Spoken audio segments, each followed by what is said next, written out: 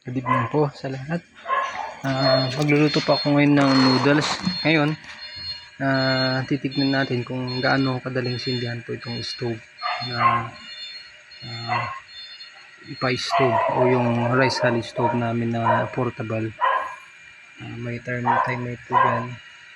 Tapos, sisindihan ko po siya. Pero bago yan, kalgan muna natin yung ito.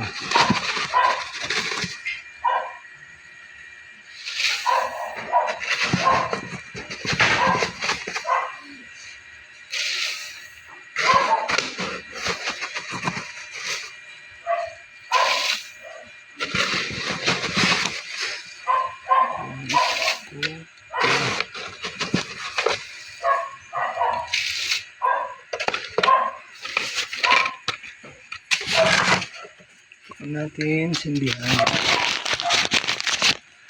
Natin yung timer. Set. Okay.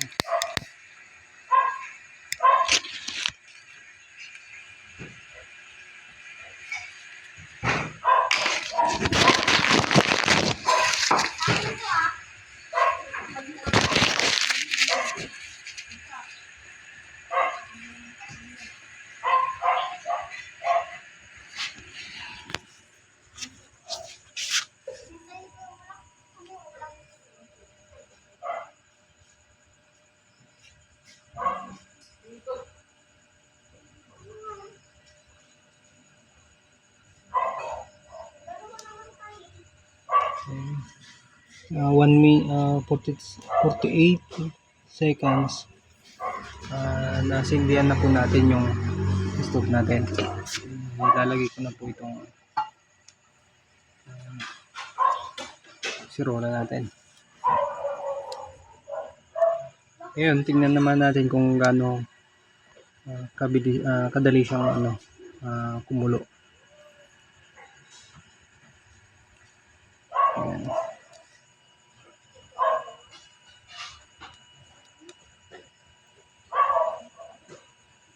Gamit lang po namin itong power bank. Yan, yun na po ang ginagamit namin, power bank lang. Yan po yung kalakas ng apoy niya.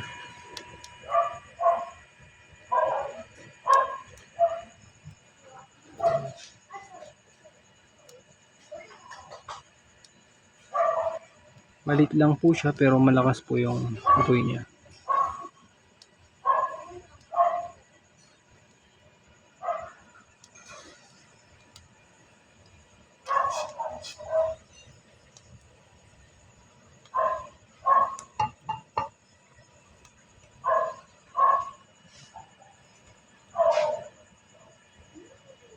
Compare po sa pag gumamit po tayo ng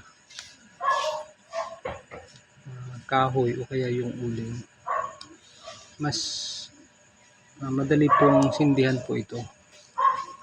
Kanina 48 seconds lang nakapag paapoy na po tayo. Compare po sa kahoy, mas matagal po yun o kaya sa uling. Tapos malakas po yung apoy niya, madali lang po yung nakukulo.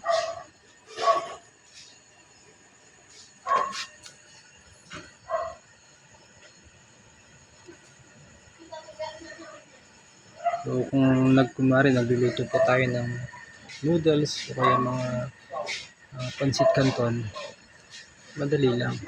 Hindi na po tayo gagamit ng LPG. Gagamit lang po tayo ng ipa.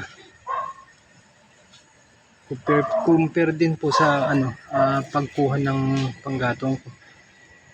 Diba, pagkukuha tayo ng kahoy, mahirap po yun. Puputol-putulin pa natin.